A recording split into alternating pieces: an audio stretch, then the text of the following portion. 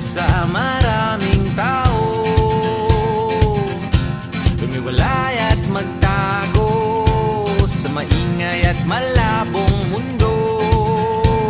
Bumubulong ang hanging habagat at hampas ng alon.